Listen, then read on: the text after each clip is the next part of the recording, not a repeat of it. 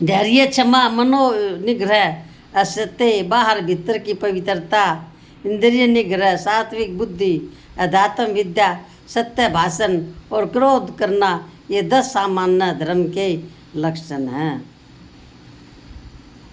98 विपत्ति में भगवान की समृद्धि बनी रही, इसलिए कुंती ने भगवान से निरंतर विपत्ति के लिए प्रार्थना की।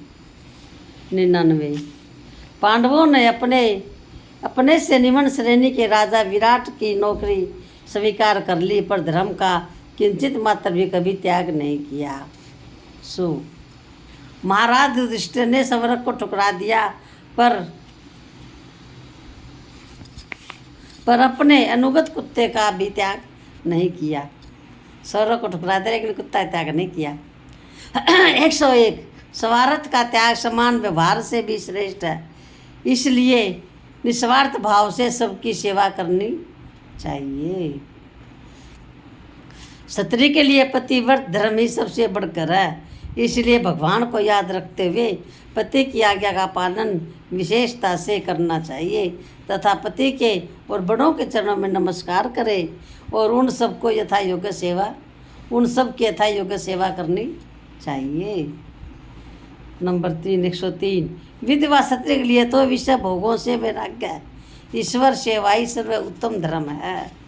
104 दूसरों को दुख पहुंचाने के समान कोई पाप नहीं और सुख पहुंचाने के समान कोई धर्म नहीं, इसलिए हर समय दूसरों के हित के लिए ही प्रयत्न करना चाहिए।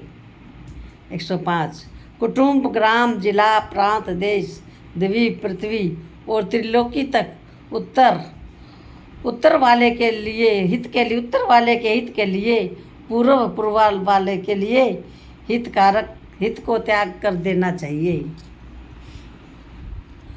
106 किसी के भी दुर्गुण दुराचार का दर्शन, श्रवण, मनन और कथन नहीं करना चाहिए। यदि उसमें किसी का हित हो तो कर सकते हैं, किंतु मन धोखा दे सकता है, इसलिए खूब सावधानी के साथ विचार पूर्वक करना चाहिए। हे राम।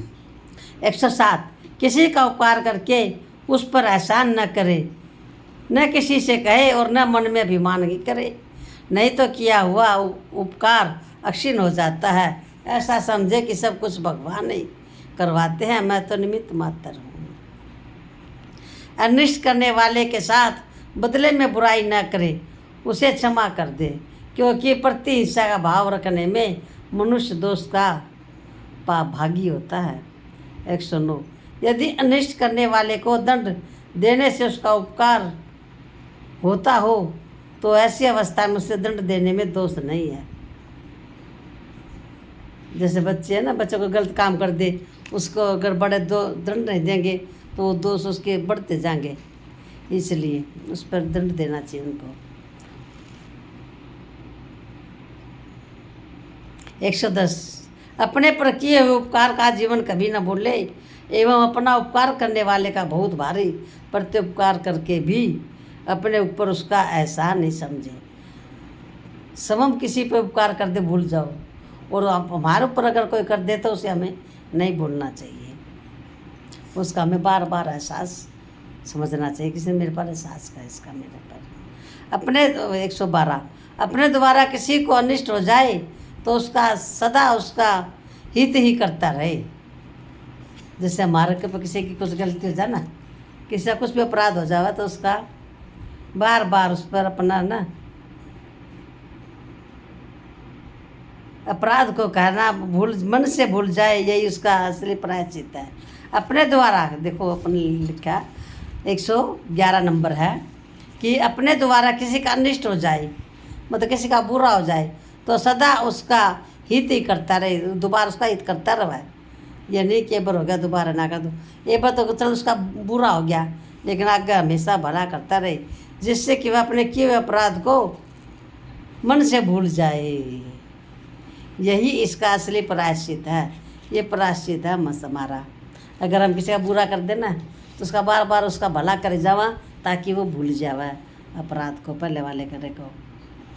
112 मन और इंद्रियों को इस प्रकार बस में रखना चाहिए कि जिससे वह व्यर्थ और पाप के काम में न जाकर जहाँ हम लगाना चाहे उसी भगवत प्राप्ति के मार्ग पे लगी रहे। आज्ञा है गायब। अगली कैसेट।